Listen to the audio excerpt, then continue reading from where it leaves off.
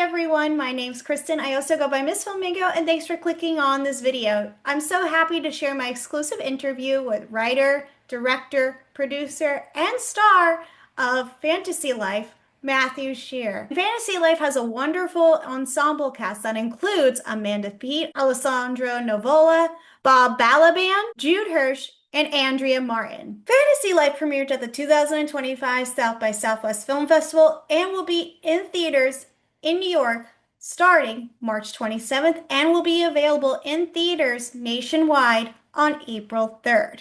But before we jump into my interview with Matthew, let me give you all a brief synopsis of the film. After being laid off, a paralegal begins babysitting his psychiatrist's granddaughters and falls for their mother. Now that you know a little bit about the film, let's cut over to my interview with Matthew Shear. So I have to ask you, why did you want to tell this story? I wanted to tell this story because I really wanted to write something that was personal and true to my life. And I'm an actor, and it kind of Mm-hmm. came out of a moment when I was struggling and not,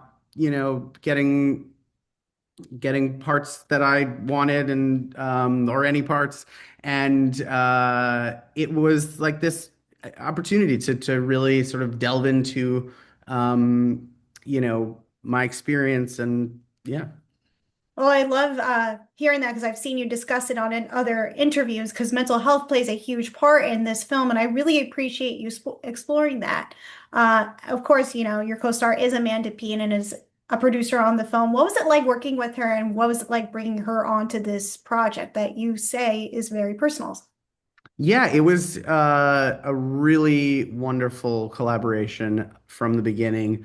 I sent the script to Amanda, through her retired agent's assistant. Our, producer knew that person's assistant who became an agent who got it to her manager. It was like stroke of luck that she got it. Yes.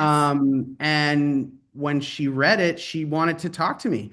And so we got on a Zoom and I was talking to Amanda Pete, and she really got the movie and had sharp ideas about, things that we could use from her personal life to kind of, you know, strengthen the story. So she wanted to bring her personal experience into it too. And yeah, the collaboration continued like that. Like on set, we just seemed to develop a shorthand, and it was very, very fun. So I do also have to ask, I love one of the parts, it's such an awkward scene, but the Lake Bell scene, the acknowledgement where Amanda P gets, mistaken for her, was that something that Amanda wanted to include in the film, or was that something that you thought of?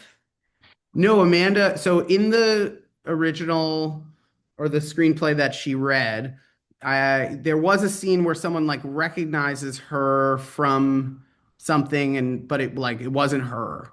Yeah. And Amanda was like, "Oh my God, this has happened to me a number of times with Yes. Blake Bell. Could you try and weave that in?" And so that's how it happened. Yeah.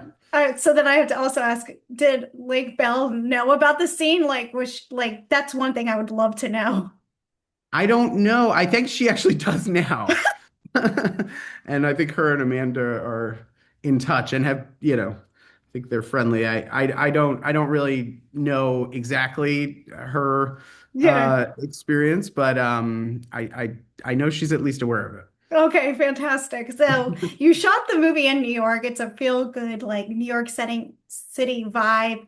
A lot of great movies come from New York. What was it like filming in New York, and where did you actually film in New York? It was really fun to shoot in New York, and I was very dead set on it. Um, it's not the easiest place to shoot, and No. it can be expensive locations and stuff. It's not so hard to shoot on the street, but you also have uh, so many sort of practical nightmares, Hmm. buses that pass in one angle, but not in the other. It's like there are some challenges, but Yeah. um, there is just a aliveness to the city that is like very easily captured on film, and gives scenes like a whole sort of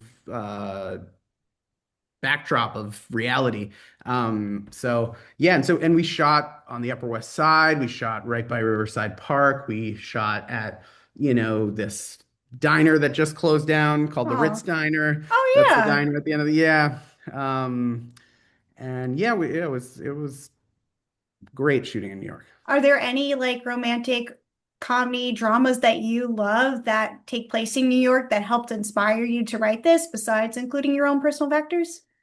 Yeah, I love the movie An Unmarried Woman. Oh Do you know yeah. Yes, you know it. Oh, great. Yeah, Paul Mazursky.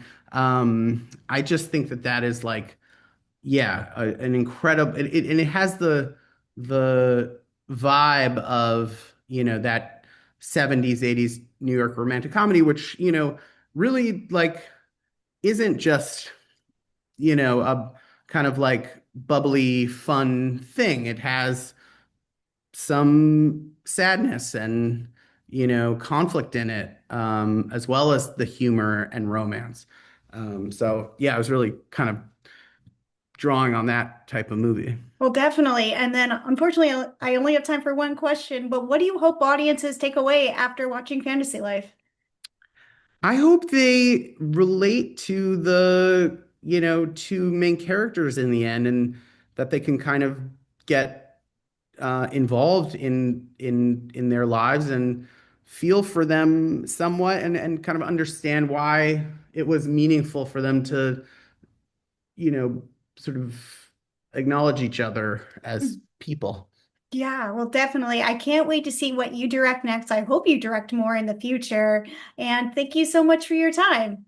That's going to conclude my interview with Matthew. Check out Fantasy Life in theaters in New York starting March 27th and opening nationwide April 3rd. This also concludes today's video, so please comment, like, and share. Subscribe to the YouTube channel so I can bring you more interviews like this in the future, and follow me on social media. The links will be provided down below. I'll see you all next time. Bye!